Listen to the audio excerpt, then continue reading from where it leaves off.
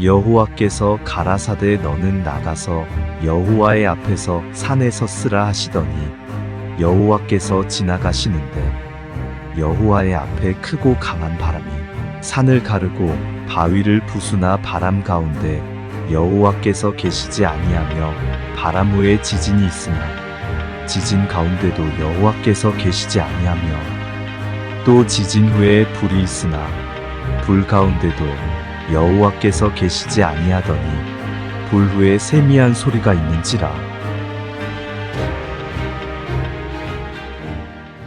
은혜가 많으신 주님 감사합니다. 아버지께서 이 성경 공부를 아버지께서 시작하셨고 아버지께서 이끄시고 하나님께서 직접 매 순간순간을 인도해 주신 줄 저희는 믿습니다. 저희들 주시는 이 시간 내에 하나님께서 주시는 귀한 은혜와 말씀을 저희들 잘 덧입고 말씀에 바로 서서 세상을 이기며 사단 마귀를 이기며 아버지께 기쁨 드릴 수 있는 귀한 영혼들이 될 수 있도록 아버지께서 역사해 주실 줄 믿사오며 오늘 이 시간에 귀한 시간에 하나님이 함께 해주실 줄 믿사오며 모든 말씀 예수 그리스도 이름으로 감사하며 기도했습니다. 아멘. 감사합니다. 오늘이 이제 열왕기상 이제 마지막 그 말씀 그 시간인데요. 우리가 세상을 이렇게 딱 보게 되면 다 사람들이 움직여서 이 세상들이 돌아가고 있어요. 뭐 짐승도 물론 있겠지만 주로 돌아가는 이 주체는 사람이 다 돌아가고 있습니다. 그래서 사람이 행동을 하고 사람이 생각을 하고 사람이 어떤 행동과 또 싸움과 전쟁과 어떤 뭐 제사와 이런 모든 행위들, 이런 모든 행위들이 사람이 하기 때문에 마치 사람이 하는 것처럼 우리가 쭉 이렇게 그려져 있어요. 그런데 사실은 사람이 하는 게 아니라 사람을 창조한 하나님께서 뒤에서 모든 역사를 다 하고 계신데 우리는 마치 우리 눈에 보여지는 게 우리 정세희 집사님, 우리 문순정 권사님 사람들만 이게 보이기 때문에 사람이 다 하는 걸로 우리가 착각을 해요. 왜 저 사람이 나한테 이렇게 오늘 이렇게 시비를 걸지? 왜 나한테 저렇게 말을 세게 하지? 이게 서로 이렇게 담을 쌓게 되는 그 경우는 그래서 사람과 사람과의 관계가 아니라 사실은 사람과 하나님과의 관계를 우리가 먼저 생각을 해야 되는데 우리가 너무 이렇게 눈에 보여지는 것과 귀에 들려지는 것에 너무 민감하고 명확하고 심지어는 정말 정확하게 신뢰를 하는 그런 습관들이 생기다 보니까 그래서 언론이라는 게 무섭잖아요. 텔레비전에 나와서 한번 방송이 한번 딱 되고 나면 그게 진리가 돼버려요. 완전 가짜인데도 거짓 진실인데도 그게 정말로 믿어지는 거예요. 그리고 누가 진짜를 얘기하잖아요. 그러면 내가 거짓말 갖고 얘기를 시작하는 거예요. 이제 방송에 이게 나왔는데 뭔 소리냐. 그 거짓말 하지 마라. 진실이 왜곡되는 이 사람은 그만큼 눈에 보여지는 것과 이 귀에 들려지는 거를 아주 100% 신뢰를 해요. 100% 신뢰해요. 아 진짜 거기 한번 내가 아멘 하면 누구 말인지 내가 한번 아멘하고 나면 그게 진리가 돼버리는 거예요. 그게 거짓인지 진실인지는 두 번째 문제야. 그게 이제 맞다고 생각하는 거예요. 그게. 그러다 보니까 사람이 잘못 착각한 게 뭐냐면 눈에 보여지는 이 모든 보여지는 이 현상들만 놓고 우리가 자칫 잘못하면 판단할 수가 있다. 그게 이방 사람들이 하는 행동이에요. 이방에 있는 그 사람들, 하나님을 믿지 않는 이방 사람들이 하는 그런 행위가 바로 눈에 보여지는 것과 귀에 들려지는 이런 철학이나 사상이나 이성이나 이런 것에 분명한 진리를 놓고 행동하고 이렇게 하고 있지만 하나님을 영접하고 하나님께서 인도하시는 하나님의 백성들은 가장 중요한 게 하나님의 말씀과 규례와 율례와 법도 하나님께서 원하시고자 하고 하나님께서 가시고자 하는 그 방향을 우리가 먼저 생각을 해야 되는데 우리가 이제 거기서 잘못 착각해갖고 잘못된 그런 길로 더 들어갈 수 있는 오늘 이 말씀에 분명히 그 부분이 나옵니다. 하나님이 계신데 나쁜 영이 선지자의 입에 들어가서 거짓된 거를 갖다가 선포해요. 그게 진짜인 줄 알아. 한 400명이 하니까. 딱 한 명이 아니라고 해요. 아, 하나님 말씀은 그게 아니었습니다 하고 한 명이 했는데 이 사람은 감옥을 가버려요. 이게 잘못된 거예요. 하나님의 진실이냐 거짓이냐 이거와 상관없이 왕이 원하는 대로 왕이 한 400명 정도 되는 하나님 안에서의 그 선지자들 갖다 데려다 놓고 어떻게 할 거냐 그러면 이 400명이 이 왕의 마음을 갖다가 사기 위해서 안 죽기 위해서 괴롭힘 안 당하기 위해서 왕이 원하는 대로 하나님의 거짓 예언을 해버려요. 그럼 실질적으로 어떻게 돼요? 선지자가 봤었을 때 환상을 봤는데 하나님께서 악한 영이 와서 악한 거짓을 불어넣어 주는데도 그것을 하나님이 허용하신다. 그럼 과연 하나님께서 거짓 영을 갖다 불어넣어서 그 거짓된 영을 갖다가 말하는 데 있어서 분별할 수 있는 기준은 뭐냐 이거예요. 어떻게 분별할 수 있겠냐 이거예요. 그게 바로 성령이고 말씀이고 기도죠. 그게 기도하는 분들, 성령 충만하신 분들, 말씀 읽기에 게을리하지 않으신 분들은 느껴져요. 거기에 보면 여호사밧이라고 하는 유다의 왕이 있어요. 뭔가 이상해. 400명이 막 예언을 했는데 느낌이 이상해. 이거 말고 뭐 딴 거 없냐고 얘기를 해요. 아합 왕이 뭐라 그럽니까? 내 마음에 안 드는 선지자 한 명이 있는데 늘 나한테 하나님이 뭐라고 말씀하신다고 항상 나한테 덤비는 선지자 한 명이 있는데 그 사람 한번 데려와 보겠다고. 그 사람이 제대로 된 예언을 하죠. 미가야 선지라고 하는 사람이 이 400명이라고 하는 400명이 한번 모아보세요. 그것도 선지자만 400명인데 목사님들만 400명이 왔는데 유명한 목사님들만 400명이 와서 하나님이 이렇게 하시렵니다 하면은 그게 진리지. 어디서 듣도 보도 못한 목사님이 한 분이 나와갖고 꾀지지하게 이렇게 와이셔츠 다 닳고 넥타이도 좀 색이 바라고 이런 목사님이 오셔갖고 하나님은 이거랍니다 그러면은 듣지도 않아 사람들. 네. 그걸 깨달을 수 있는 건 뭐예요? 하나님과의 1대1의 깊은 대화. 엘리야 선지자님이 어떻게 돼요? 이제 여기도 좀 나오겠지만, 이게 우리가 눈에 보여지고 귀에 들려지는 거에 신뢰를 가면 안 된다. 우리는 내 안에 계신 성령께서 주시는 하나님의 그 길이 있어요. 나에게 주시는 말씀이 있고 길이 있는데 이 세밀한 음성에 내가 귀를 기울여야지 주변에 움직여지는 것들에 거기에 또 내가 또 좀 배웠답시고 또 거기다 또 판단을 해 또. 그 배움이라는 게 사실 어떻게 보게 되면 하나님 은혜 가운데서는 좀 걸림돌이 될 수가 있습니다. 그냥 아예 배설물로 사도 바울님처럼 아예 그냥 배설물로 그냥 내가 배운 것들 내가 가진 모든 경험치들을 싹 내려놓을 수 있어야 참 지혜로운데 사람이 그렇지가 못하죠. 그래서 우리가 늘 죄 가운데 있지만 항상 우리는 깨어서 기도하고 또 이 주시는 이 말씀 시간들 또 오늘 말씀 목사님이 하셨잖아요. 그 말씀 시간에 말씀을 경청하고 그 다음에 오늘 공부하는 이 공부도 하나님께서 하라고 하신 거예요. 제가 하고 싶어서 한 것도 아닙니다. 이제 부족한 저지만 그래도 이 공부하는 그 가운데 이 말씀을 우리가 읽잖아요. 이 말씀이 있는 거는 제가 쓴 것도 아니거든요. 하나님의 능력과 하나님의 감동으로 쓴 이 말씀이기 때문에 우리가 배우는 지금 이 열왕기상 여기에 보면 많은 왕들이 있는데 이 왕들이 세우는 업적들이 뛰어난 업적들이 많아요. 그 건축이라는 게 지금이야 뭐 이렇게 공구리 치고 뭐 해서 건축이라는 게 어떻게 보면 많이 쉬워졌어요. 근데 예전에 이때는 아무것도 없던 시절에 이 왕궁 하나를 건축한다고 건물 하나 건축한다고 하는 거는 엄청난 일입니다. 그런 큰 사업들, 군사적인 어떤 그런 큰 그 모임들 이런 모든 것들을 갖다 다 왕들이 주관해서 다 했었었는데 위대한 업적들이 굉장히 많은데 그런 모든 위대한 업적들은 이 열왕기에 기록이 되지 않아요. 여기는 뭐가 기록이 돼요? 하나님께 바로 섰느냐, 하나님을 기쁨을 드렸느냐, 하나님 앞에 죄를 졌느냐, 이게 키포인트예요. 이 열왕기에는 보면. 그러니까 이스라엘의 역사에 보면은 그 왕들이 정말 멋지고 아름답고 자기들이 했던 그런 모든 것들이 다 기록이 됐겠지만 우리 선지자님이 쓰신 이 열왕기서만큼은 하나님이 기준이다. 그래서 제가 이 열왕기의 이 말씀을 읽으면서 끝까지 저도 말씀을 읽고 묵상을 다시 한번 해보면서 했던 게 뭐냐면 모든 거는 다 하나님으로부터. 이게 기본이에요. 근데 우리가 눈에 보여지고 귀에 들려지는 거 이런 것들 때문에 우리의 이 오감을 갖다 자극하는 것들로 인해서 세밀하게 들리는 하나님의 음성의 말씀을 우리는 간과할 수밖에 없다. 그냥 강한 바람이 불고 비바람이 치고 번개가 치고 지진이 나고 이런 엄청난 초자연적인 현상에 우리가 두려움을 떨리지만 사실은 그 가운데 하나님이 계시지 않고 엘리야 선지자는 어떻게 돼요? 그 모든 초자연적인 현상들이 다 지나가고 난 뒤에 세밀하게 들려오는 하나님의 진짜 음성이 있어요. 그 음성을 엘리야 선지자님이 듣고 자기가 정말 죽으려고 했던 그 엘리야 선지자님이 어떻게 돼요? 힘을 얻고 나가서 하사엘이라는 사람에게 아람 왕이 될 수 있도록 이제 기름을 붓고 그 다음에 예후에게 기름을 부어서 이스라엘 왕을 세우고 또 엘리사에게 기름을 부어서 자기의 제자를 만들고 이게 엄청난 그런 일들을 갖다 해가면서 하나님의 그 사명을 감당하게 됩니다. 자, 그래서 우리가 여기 봤었을 때 그 열왕기의 가장 기본적인 주제가 뭐냐면 바로 이 모든 전쟁을 주관하시는 분은 바로 여호와 하나님이시다. 그리고 여기서 있는 그런 모든 왕들의 서술되는 모든 기준들, 왕들이 하는 그런 모든 일들, 왕들이 하는 그런 모든 것들, 이거에 대한 모든 기준들은 다 여호와 하나님이시다.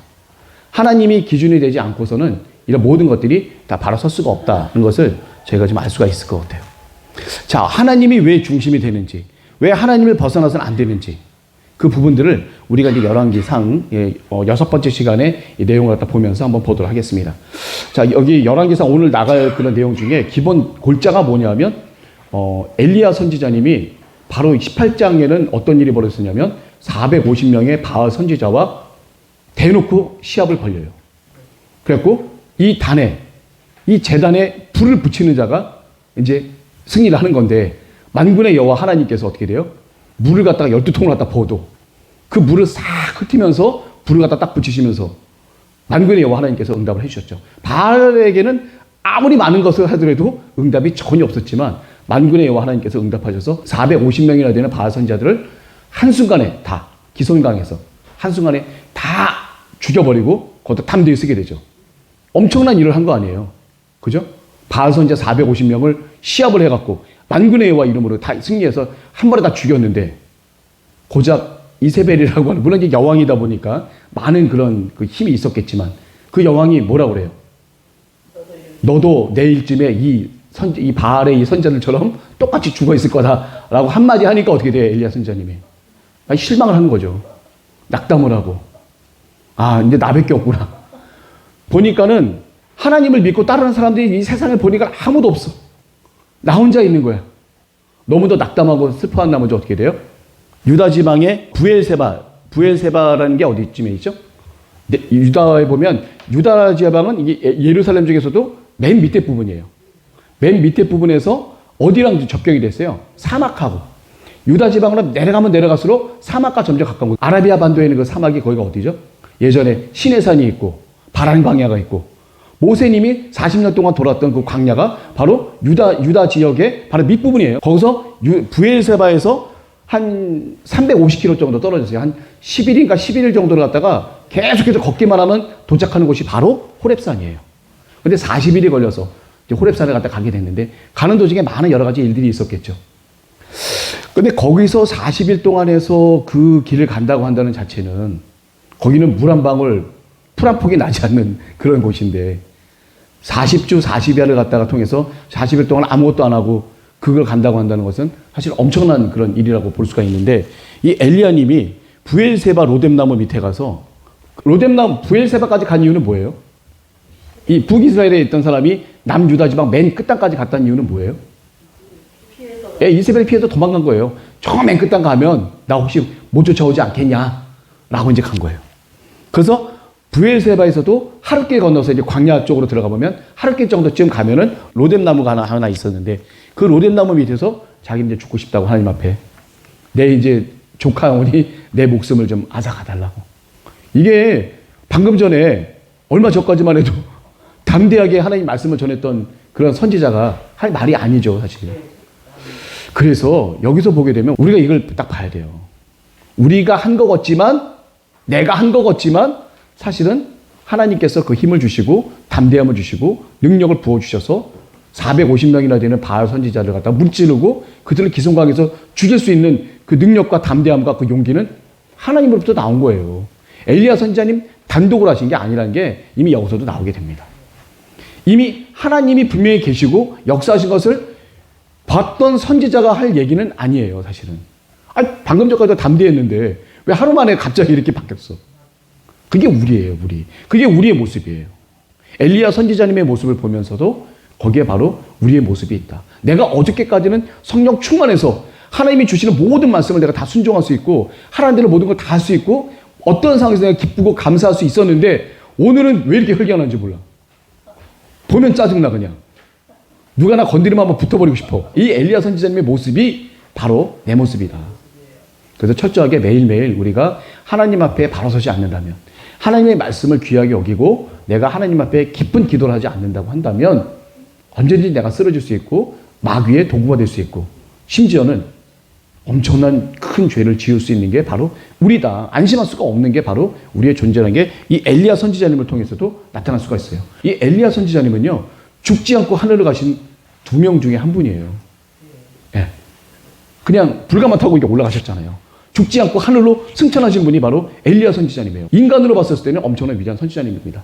나중에 예수님께서 변화산에서 올라가셔서 두 분을 초빙하잖아요. 변화된 모습으로. 한 분은 모세님이고 한 분은 엘리야님이에요.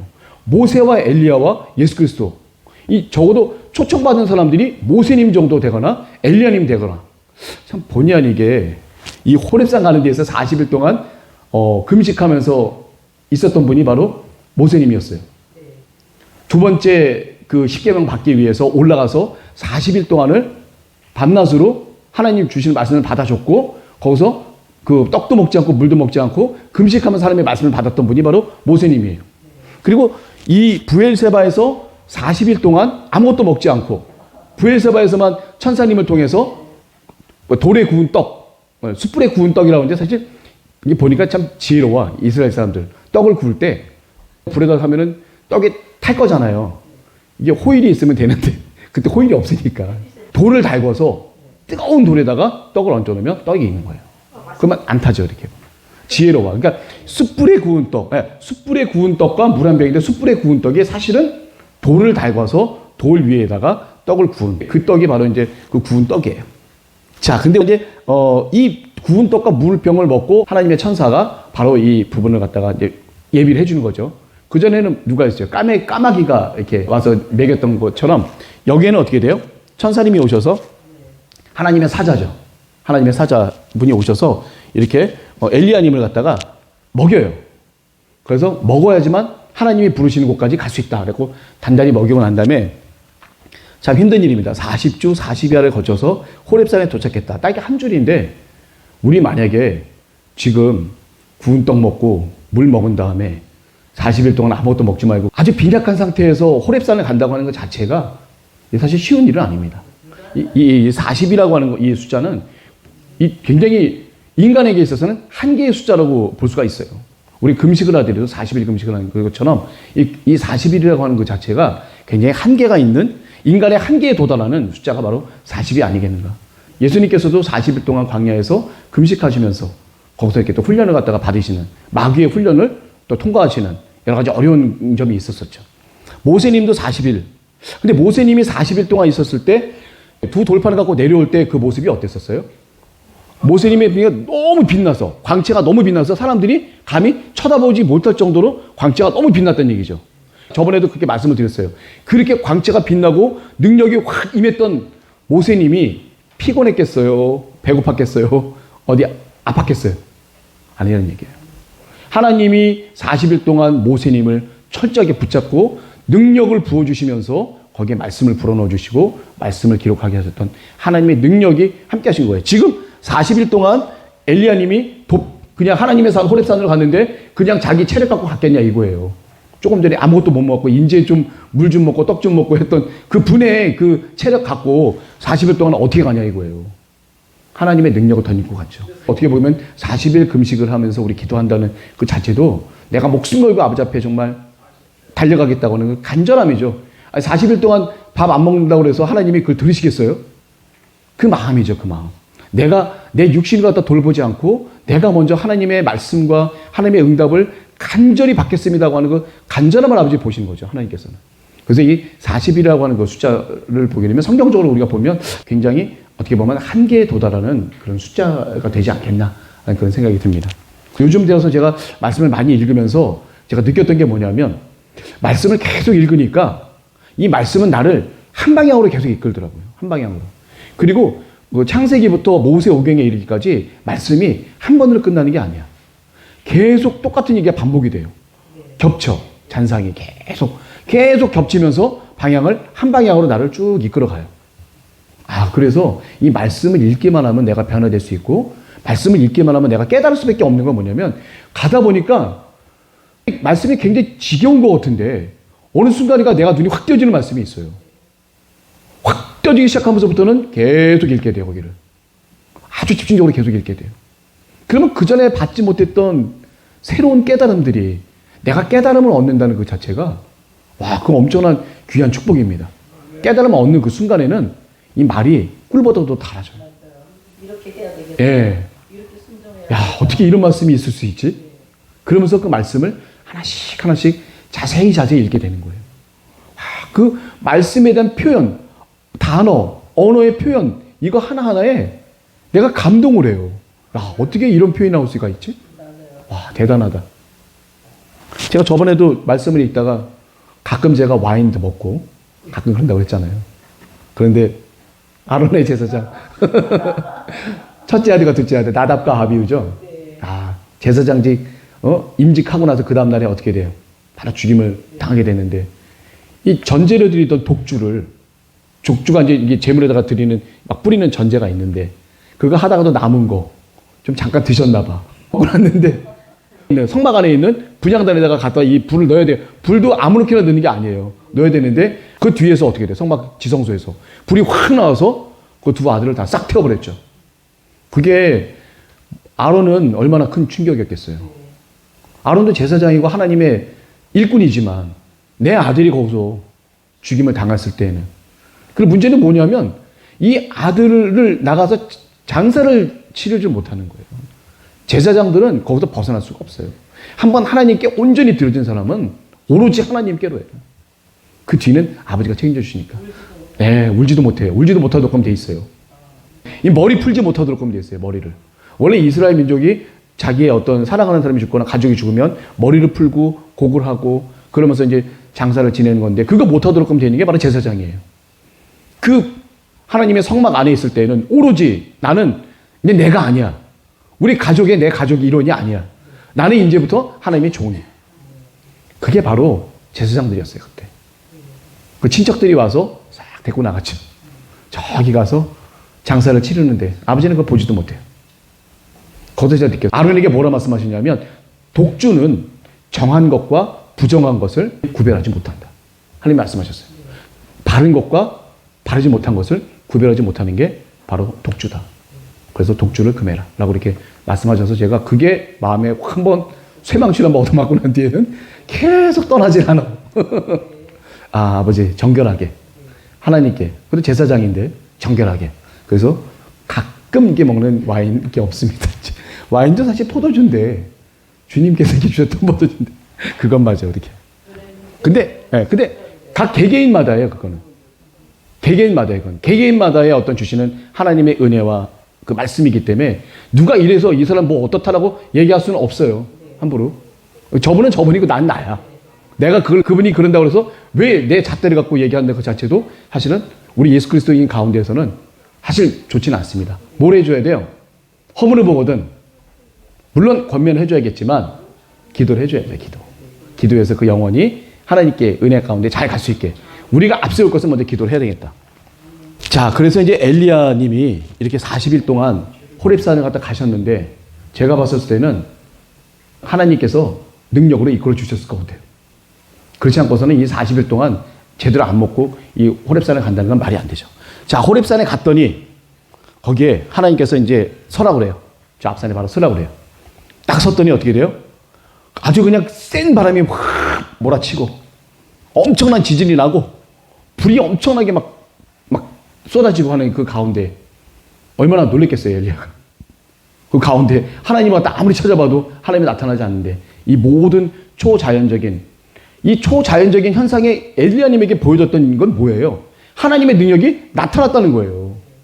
이게 지금 하나님이 계시지 않고서는 이 강한 바람과 지진, 이걸 우리가 상상할 정도의 그게 아니라 내 눈에 보기에는 말도 안 되는 그런 현상들이 막 벌어지고 있는 거. 지진도 보통 지진이 아니겠죠. 뭐가 하나 꺼지거나 부서지거나 막 이런 모습들이 지금 엘리야 선지자에게 보인다는 얘기예요. 이 초자연적인 현상이 보인다는 얘기는 뭐냐면 바로 엘리야님 눈앞에는 누가 있어요? 하나님이 나타나셨다. 하나님이 임재하셨다는 것을 하나님께서 보여주시는 거예요. 그러고 난 뒤에 어떻게 돼요? 딱 끝나고 나서 조용한 곳에 아주 세밀한 음성이 하나님으로부터 들립니다. 너 지금 여기서 뭐 하고 있니? 하나님께서. 그때 엘리야가 뭐라 그래요? 지금 저 이스라엘 있는 모든 사람들이 하나님의 단을 헐고 선지자들을 다 죽였는데 나 혼자만 살았습니다. 그냥 엘리야님 자체가 된 거예요. 하나님의 능력이 없이 그냥 인간 엘리야의 모습으로 딱 쓴 거예요. 온통 두려움에 사로잡혀서 어제까지만 해도 그 하나님의 능력을 갖고 바알 선지자 450명을 죽인 그 능력은 도대체 어디 갔는지 모르겠는데 지금은 내가 그 능력 하나도 없어. 오로지 두려움에 쌓인 엘리야 선지자 한 명밖에 없어요. 물론 심신이 피곤하고 노곤하고 여러 가지 실망되고 어렵고 낙담되는 그런 많은 가운데 있었지만 그러니까 우리가 보면 우리를 낙담케 하고 실망을 주고 막 이 모든 것들은 다 마귀예요. 그건 하나님이 아니다. 제가 그래서 딱 기준을 정한 게 뭐냐면 항상 기뻐하고 쉬지 말고 기도하고 범사에 감사하라. 이 말씀에서 벗어나는 거는 다 마귀다. 우리 말씀에 비춰봐야 돼요. 내 모습을. 내가 항상 기뻐하고 쉬지 말고 기도하고 범사에 감사하는지 아니면 나는 하나님이 원하시는 그런 모습으로 있는 그런 게 아니다라고 하는 것을 우리가 알 수가 있는 거죠. 자, 그리고 나서 이제 아방 얘기가 나옵니다. 아방과 벤하닷 왕과의 아람 왕과의 전쟁이 또 벌어지게 돼요. 이제 아람 왕이 굉장히 좀 강해요. 군사가 세고 강하다 보니까 가서 이제 주변국 왕 32인 정도 되는 주변에 이제 조그마한 분봉왕들이 있죠. 조그마한 성읍의 왕들, 그 왕들 합쳐보니까 32명 되는데 그 사람들하고 같이 해서 아방에게 이제 와서 선전포고를 합니다. 내 처와 내 자식들과 내 집과 내 신하의 모든 처와 자식들과 내 신하의 집들을 갖다 다 내 걸 만들어라. 나에게 다 줘라. 했더니 어떻게 돼요? 근데 이 아방이 보면 성격이 보면 굉장히 일도 많이 한 것 같지만 좀 우유부단해요. 쫄아. 한마디로 하면 두려워. 벤하닷 왕이 얘기하는 이 모든 것들에 두려움을 느껴요. 이 아방이. 근데 반면에 그 신하들은 어때요? 결사항전. 절대로 우리가 용서할 수 없습니다. 할 수 없습니다. 우리는 무조건 하겠습니다. 했을 때 하나님께서 어떻게 돼요? 싸움에 붙이셨죠. 근데 하나님이 허용하신 싸움은 반드시 이겨요. 근데 하나님이 원하시지 않는 싸움은 반드시 질 수밖에 없습니다. 그게 아하방에서 나와요. 자, 한번 볼게요. 자, 1차 전투할 때 하나님께서 붙이신다고 그래서 이스라엘에 있는 각 도의 방백에 장로급이죠. 밑에 있는 일하는 그 군사 소년들이 232명이 있었어요. 그리고 군사 7,000명이 있었었는데 요 숫자만 갖고 1차로 침입한 아하방 그 벤하닷 왕과 32명의 분봉왕들을 다 물리쳤어요. 이스라엘이 승리했습니다. 그랬더니 뭐라 그러면 이스라엘은 산의 신이다. 왜 호렙산에 나타나시고 막 그러다 보니까 산의 신인데 우리가 평지에서 만나면 우리가 이길지도 모르겠다. 다시 그 사람들이 심기일전해 갖고 다시 2차 전투를 벌이게 됩니다. 2차 전투를 하는 그 가운데 이스라엘이 현격하게 숫자가 적음에도 불구하고 7일째 대치라고 했다가 7일째 되는 날 서로 전쟁하는 그 가운데 10만 명을 갖다가 이스라엘 군이 죽여버려요. 그리고 나서 나머지 2만 7천 명도 도망을 하는데 거기 보면 아벡성이죠. 아벡성으로 도망을 하는데 그 성마저 무너져 버려갖고 2만 7천 명이 다 죽임을 당하게 됩니다. 전원다.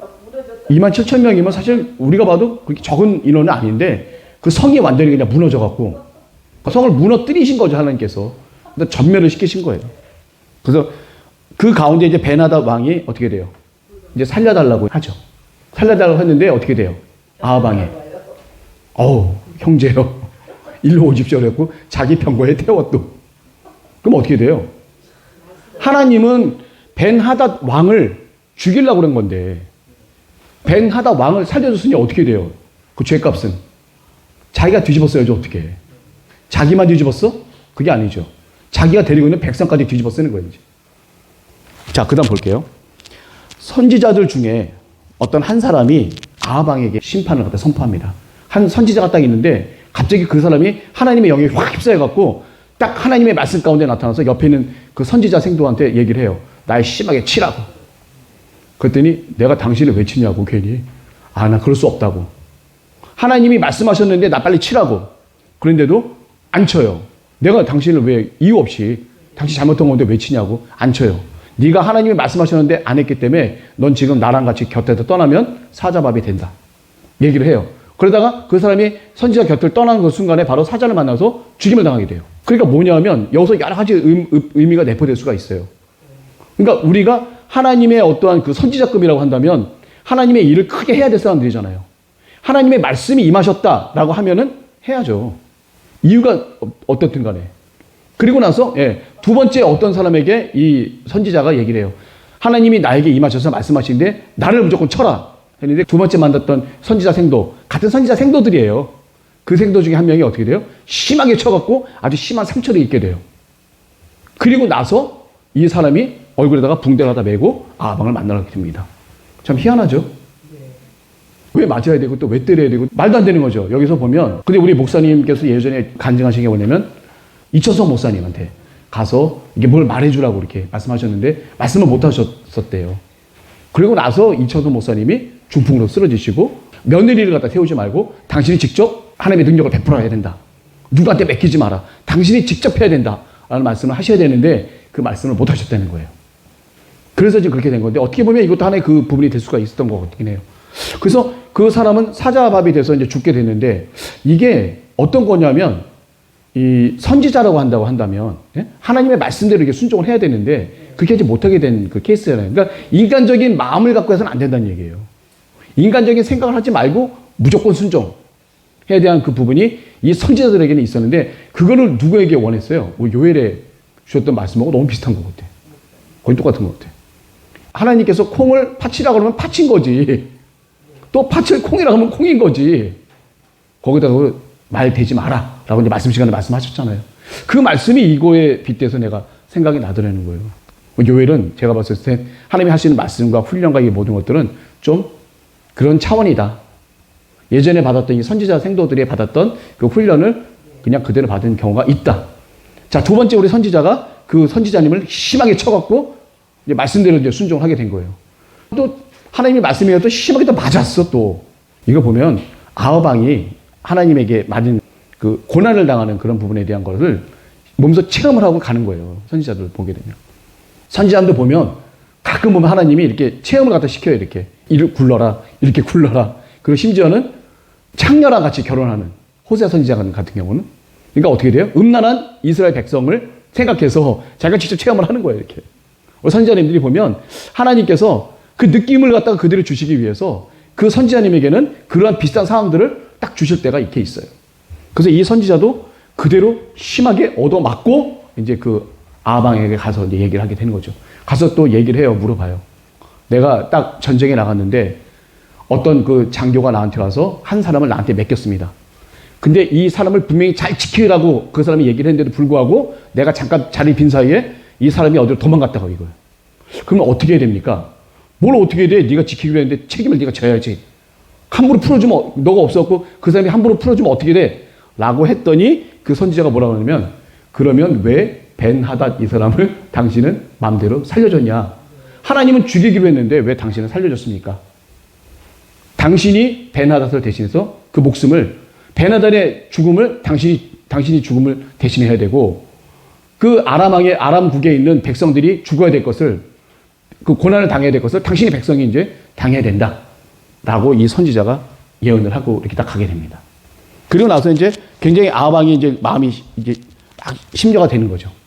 그런데 그 다음에 나오는 그 예가 또 뭐가 있냐면 나봇의 포도원. 이거는 뭐냐면 이스라엘 백성은요. 가나안에 딱 들어가면은 자기에게 토지가 주어져요. 이 땅은 누구 땅이에요? 하나님 땅이에요. 이 공산주의자들이 그걸 이용하나 봐. 이 땅은 공산주의 땅이야. 그리고 이 땅을 평생 빌려가는 거예요. 평생. 그게 공산주의 원리잖아요. 건물은 짓되 이 땅은 다 국가의 땅이에요. 자기 땅이 있을 수가 없어. 나중에 국가에 반환해야 돼. 그거를 그대로 본딴 것 같아요. 공산주의자들이. 이 가나안 땅은 하나님의 땅이에요. 이 지파들에게 그 땅을 분배합니다. 그 땅은 하나님의 땅이지만 그 땅 자체는 지파들에게 분배한 거는 아무에게나 줄 수가 없어요. 자기 마음대로. 이 나봇의 포도원도 나봇이라고 하는 그 집안 자체에 대대로 내려왔던 자신들에게 주어졌던 하나님의 기업이에요. 그거를 왕인 아합이 달라고 하는 거야. 이스라엘이라는 그 지역에 보면은 사마리아에도 성이 있지만 이스라엘 같은데 별궁을 졌대요. 왜 별궁 같은 거 아주 예쁘게 져갖고 거기서 이제 지내는 거죠. 이제 즐겁게. 그러다 보니까 옆에 보니까 나봇의 포도원이 있는데 너무 좋아. 그래서 내가 좀 이렇게 좀 잘 가꿔서 내 거로 좀 써보겠다. 나물밭이라고 이렇게 표현하긴 하지만 나물밭이 사실은 정원 같은 그런 느낌이라고 하더라고요. 그래서 여름에도 좀 쉴 수 있는 그런 걸 만들려고 이제 나봇에 가서 당신의 포도원을 줘라. 그럼 내가 돈도 지불하고 안 되면 또 다른 포도원도 줘서라도 내가 그렇게 하겠다. 라고 얘기를 했는데 이 사람이 거부를 하죠. 하나님이 명하시지 않았기 때문에 이거는 절대로 당신에게 넘어줄 수가 없다. 근데 그것을 사실 이 아합왕도 알고 있어요. 모르는 게 아니에요. 막 끙끙 앓다 보니까 이세벨이 있는데 이 사람이 완전히 부인 치마 빠르게 돌아다니는 그 아합왕이에요.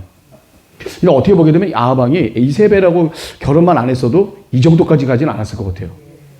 근데 이 이세벨은 어느 여자냐면 바알과 아세라를 하나님 이상 되어 있는 곳이기 때문에 아예 이스라엘 전역에 바알과 아세라상에 대한 그런 것만 놓고 뭐 선지자들, 목사들도 그런 사람만 놓고 그냥 하나님을 믿는 모든 건 다 없애버린 거예요. 그거를 갖다가 아합 왕이 막았었어야 되는데 아합 왕이 막지를 못하죠. 막지를 못하고 어떻게 돼? 이세벨한테 넘어가서 이세벨이 하란 대로 그냥 다 하게 되는 거예요. 그러니까 이세벨한테 가서 얘기하니까 이세벨이 뭘 그런 걸 어렵게 생각해. 이 여자는 하나님이 없어요. 하나님이 있었다 그러면은 겁나서 이런 거 못하겠죠. 근데 이 이세벨은 고대 이 근동에 있었던 그 여자이기 때문에 거기는 그냥 자기네 신 외에는 이 하나님이라고 하는 건 있을 수가 없는 거예요. 그러다 보니까 그게 뭐 어려워. 가서 나보 죽이고 그냥 뺏으면 되지 뭐가 문제야.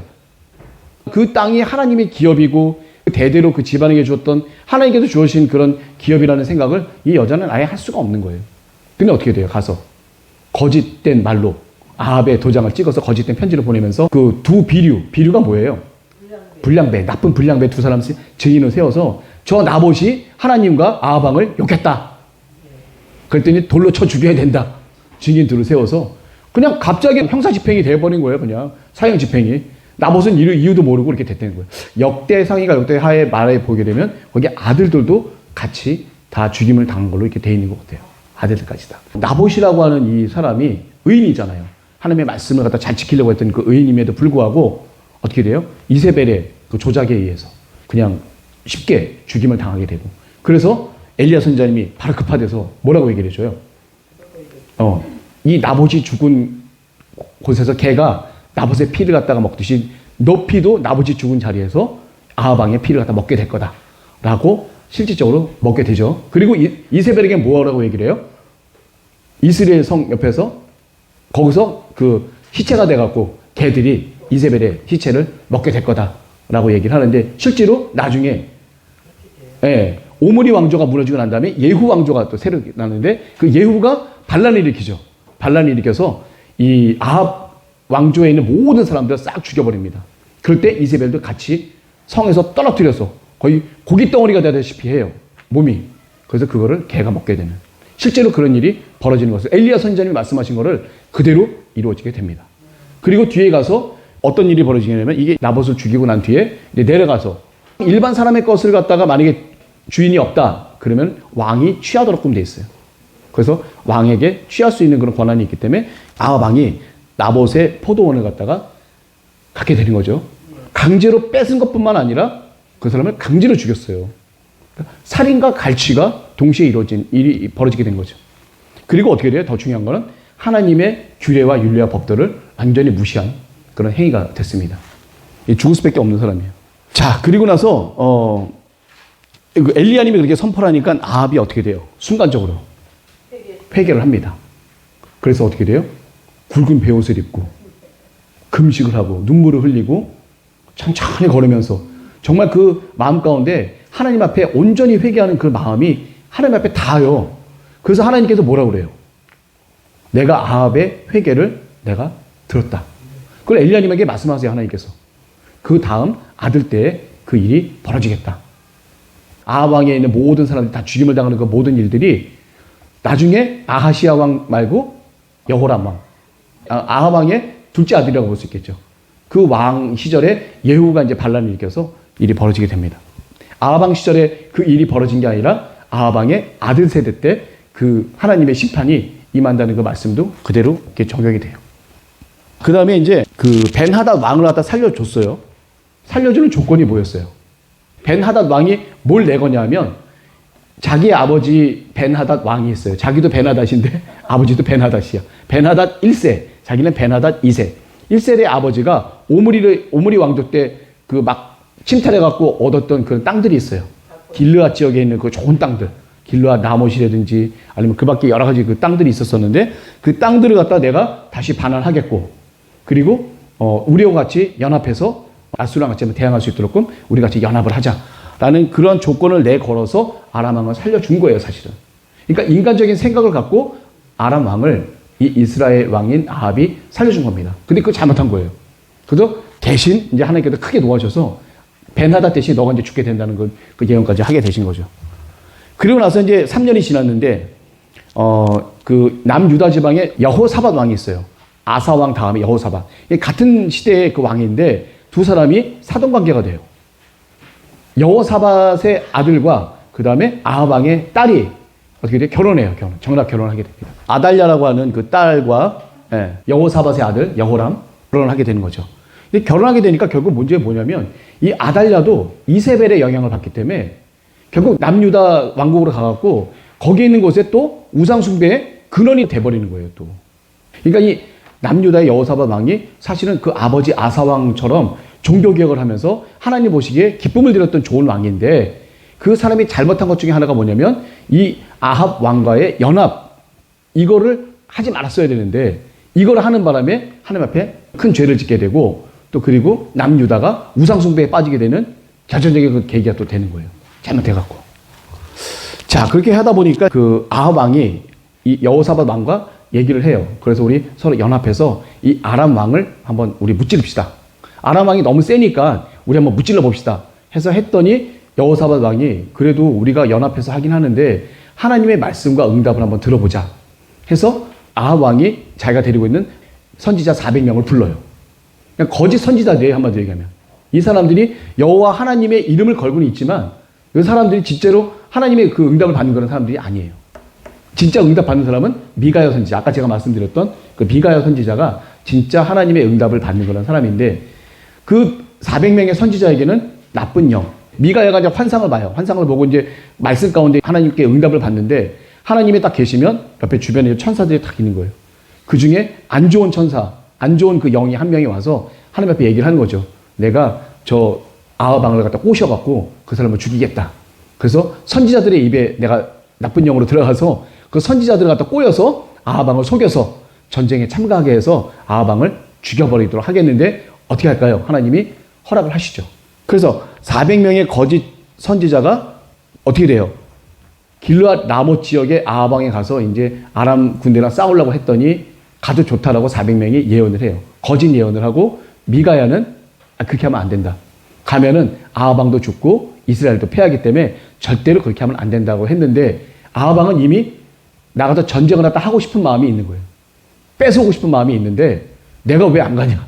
아무리 미가야가 좋은 얘기를 하고 하나님의 말씀을 갖다 하는 것 같아도 그 미가야 말을 무시하고 이 400명이나 되는 이 400명의 이 거짓 선지자들은 아합 왕과 이세벨이 원하는 대로 말을 해주는 한마디로 하면 어용 선지자들이에요. 어용 선지자. 옛날에 어용 노조, 어용 교사, 뭐 이게 어용이라는 표현을 썼잖아요. 어용이 뭐예요? 그 윗사람들이 원하는 대로 자기네들이 자기 의견과는 상관없이 의견을 맞춰주는 거예요. 그냥 무조건.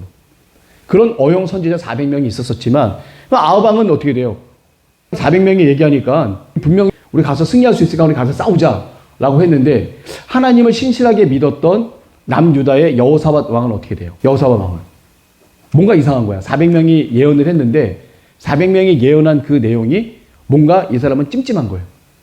근데 참 희한한 게 아합 왕은 하나님을 신실하게 믿지 못했던 사람이고 죄만 졌던 사람이고 여호사밧 왕은 하나님 앞에 신실함을 드렸던 왕인데 여호사밧 왕의 촉이 이 뭔가 이상한 거예요. 400명이 얘기하는 게.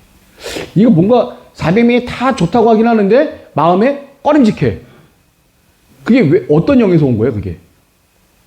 여호사밧 왕은 깨어 있었다 이게 한마디로 얘기하면. 깨어 있었기 때문에 그게 잘못되고 뭔가 찜찜하다는 그 느낌을 갖다가 영적으로 받은 거예요. 여호사밧 왕은. 이거 이상한데 또 딴 사람 없냐고 자꾸 물어봐요. 그랬더니 아합 왕이 제가 아까 얘기했듯이 아합 왕이 뭐라고 그랬어요? 나한테 맨날 덤비는 선지자가 한 명 있는데 말도 안 되고 나한테 맨날 덤비는 선지자 한 명 있는데 그 사람 한번 내가 들어보겠다 라고 해서 이제 미가야를 데리고 왔는데 미가야는 어떻게 돼요? 그곳에 갔었을 때는 어떻게 돼요? 예, 이스라엘 그 왕도 죽을 뿐만이 아니라 어떻게 돼요? 이스라엘이 완전히 패전하게 되기 때문에 그렇게 하면 안 된다라고 미가야는 얘기를 해요. 근데 말도 안 된다고 얘기하면 400명의 선지자 중에서 뭐 시드기야라고 하는 선지자를 와서 뺨까지 때려요. 미가야를. 네가 감히 나를 조롱하냐고 하면서 뺨까지 때리면서 결국 미가야는 감옥에 갇혀버립니다. 좋은 선지자는 감옥에 갇혀버리고 출정을 하게 돼요. 결국은. 그래서 여호사밧 왕과 아합 왕이 나가서 이제 싸움을 하게 되는데 아합이 나가면서 뭔가 찜찜한 거예요. 자기도. 전쟁에 참가하는데 내가 왕으로서 왕복을 입고 만약에 나가서 싸우게 됐을 때는 표적이 될 것 같아갖고 뭔가 좀 느낌이 이상해. 그러니까 아람에 있는 이 사람들이 두 번이나 졌기 때문에 세 번째는 반드시 아하방을 죽이려고 자기를 반드시 죽이려고 하는 것 같아. 그래서 아하방이 어떻게 돼요? 변장을 하죠. 변장을 해갖고 일반 병사의 복을 입고 전쟁을 나가게 돼요. 병사들 팀에 있는 거야. 그리고 왕으로서 딱 자리 잡고 있는 사람은 여호사밧이에요. 그래서 이 아람왕 벤하닷이 뭐라 그래요? 이 32인의 이 방백들을 갖다 한테 놓고 뭐라고 얘기를 해요? 딴 사람 필요 없다. 윗사람이나 아랫사람 필요 없고 무조건 이스라엘 왕만 보고 이스라엘 왕만 죽여라. 여호사밧 왕이 사실은 포위되었고 잡힐 뻔했고 죽을 뻔해요. 근데 이 사람들이 이스라엘 왕을 갖다 찾는다는 것을 이 여호사밧 왕이 알아서 뭐라 그래요? 나는 이스라엘 왕이 아니고 남유다의 여호사밧이다. 그러니까 거기는 아람 사람들이 또 내밀고 또 가 또. 죽이지도 않고 또 가요 또. 그래서 어떻게 보면 남유다의 그 여호사밧 왕은 사실은 하나님께서 그렇게 해주셨겠죠. 그래서 여호사밧 왕은 왕복을 입고 나갔는데도 안 죽였어요. 이 아람에 있는 사람들은 아람 군대는 무조건 이스라엘 왕만 죽이려고 하는 거예요. 근데 이스라엘 왕이 병사로 숨어버렸는데 어딘지 알 수가 없는 거예요. 누가 이스라엘 왕인지 알 수가 없는 거예요. 뭔가 아하방도 총겨온 거야. 미가야가 뭔가 날 갖다가 그냥 얘기하는 것 같긴 하지만 그 가운데는 뭔가 마음에 찜찜한 게 있어서 자기가 왕복을 입고 보통은 가서 진두지휘를 해야 되는데 그렇게 하지 못하고 병사로 숨어갖고 이제 하는 그 가운데. 근데 결국은 죽게 되죠. 왜 죽게 돼요? 어떤 한 병사가 활을 딱 쐈는데 어디를 맞춰요? 갑옷인데 갑옷이 이 배까지는 어떻게 돼요? 쇠로 이게 딱 돼 있고 이 밑에는 이게 철판 같은 거 있죠. 동철판 같은 걸로 딱 했는데 그거와 그거 사이 딱 가장 약한 부분 사람으로 따지면 아킬레스건이라고 그러죠. 딱 거기 맞아 한 방이면. 너무 심하게 맞아서 여기서 이제 이 아합을 살리려면 이 전쟁터에서 빠져나와서 가서 빨리 이게 화살 빼고 이제 가서 살려야 되는데 전쟁이 워낙 심하게 일어나다 보니까 그 전쟁터에서 그 빠져나오지 못하는 거예요. 그러니까 화살을 맞은 채로 아합왕이 열이 갔다가 저리 갔다 막 그렇게 하다 결국 어떻게 돼요? 피가 많이 쏟아져 갖고 결국 그 자리에서 죽게 돼요. 그래서 아합왕을 실은 병거를 갖고 어떻게 돼요? 사마리아의 못까지 와서 거기서 이제 병거를 싣죠. 그러니까 아합왕은 그 사마리아에서 장사를 지내고 묘칠에 장사를 지내고 갖고 있던 병거는 그 물에서 씻는 그 핏물을 누가 먹냐면 거기에는 개들이 먹어요. 그러면 이스라엘과 사마리아는 이스라엘이 어디예요? 이스라엘은 나봇이 죽은 포도원이고 사마리아는 여기인데 이게 이스라엘과 사마리아가 사실은 이스라엘 자체가 사마리아 지경 내에 있는 곳이기 때문에 이스라엘도 사마리아예요, 그냥. 그러니까 사마리아에서 죽은 나봇의 장소에 그 아합 왕이 똑같이 죽게 돼서 자신의 흘린 피를 개들이 핥아먹게 되는. 근데 그 물은 어떤 물이냐면 창녀라고 해서 몸을 파는 사람들 그거보다도 거기는 아세라와 바알 왕에 보게 되면 제사장에 여자들이 있어요. 여자 사제들이 있어요. 그 사람들이 음욕적인 행위를 하는 그 사람들을 창녀라고 그래요. 그 사람들이 몸을 씻던 장소예요, 거기가. 수치스러운 거죠. 그러니까 한마디로 얘기하면 아합 왕의 어떤 그 죽음 자체를 수치스럽게 이렇게 표현한 게 이 열왕기서를 지은 이 예레미야 선지자라고 보통 하는데 하여튼 선지자님이 지으신 이 열왕기서의 저자의 의도는 어떤 거냐면 수치스러운 죽음이다, 아합 왕은. 사실 왕이 돼갖고 병사로 탈바꿈해갖고 하는 것도 명예롭지 못한 거예요. 자, 이제 오늘까지는 제가 아합 왕 이렇게까지 하고 그 다음에 뭐 남유다 왕국의 4대 왕 여호사밧 왕이 있고 그 다음에 북왕국 이스라엘의 8대 왕 아하시아 왕 3대 왕 아사 왕의 아들 여호사밧 왕. 이 여호사밧 왕이 좀 전에 이 아합 왕하고 같이 연합해서 아람 군대랑 싸웠던 사람이 이 여호사밧 왕이에요. 이 왕도 선한 왕 4대 왕 중에 한 명이라고 볼 수 있어요. 자기 아버지 아사와 본인과 히스기야와 요시야 이렇게 4명의 남유다 왕국의 그 하나님께서 보시기에 선한 왕 이 4대 왕 중에 한 명이 바로 이 여호사밧 왕입니다. 그 종교개혁을 많이 했고 남창들이라고 하죠. 남자 창기들이라고 하죠. 그 사람들을 갖다 완전히 전멸을 갖다 시키고 아세라상들을 갖다 다 많이 부수고 그런데 유일하게 잘못한 건 뭐예요? 아합 왕과 연합을 했다는 거. 그러니까 이 사람은 항상 하나님께 물어봐요. 여호사밧 왕은. 근데 가장 먼저 물어봐야 될 것이 뭐냐면 이 아합 왕과 연합을 해도 되는 거냐라고 먼저 하나님께 제일 먼저 물어봤었어야 되는데 그 부분을 무시한 거예요. 어떻게 보면 그러니까 인간적으로 생각하기 때문에 부분이에요.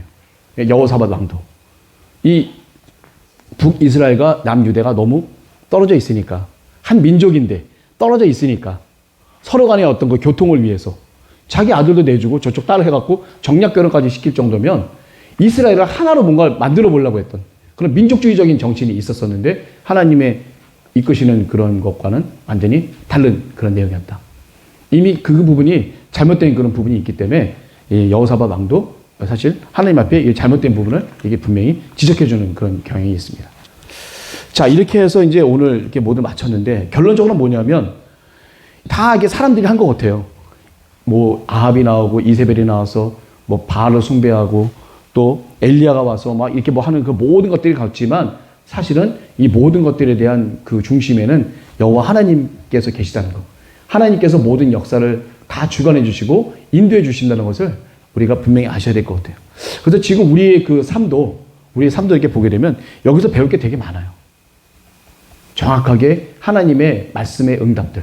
이게 거짓 선지자들이 하는 얘기. 오늘도 보면 어느 목사들이 가갖고 신천지에 가갖고 말씀을 전해준다 이거예요. 이게 하나님의 말씀을 전할 장소가 있는데 아무 데 가서나 하는 이 목사들이 제대로 된 목사예요? 그 목사가 아니지. 그건 안 되는 거죠. 그건. 우리가 판단할 수 있는 그 능력이 어디 있는 거예요? 내 안에 계신 성령께서 그 내 마음에 이게 정하다, 부정하다 그 마음을 주지 않으면 나는 알 수가 없는 거예요. 이 똥인지 된장인지 구분하려면 내 안에 계신 성령께서 말씀해 주지 않으면 이걸 구분할 수가 없는 거다.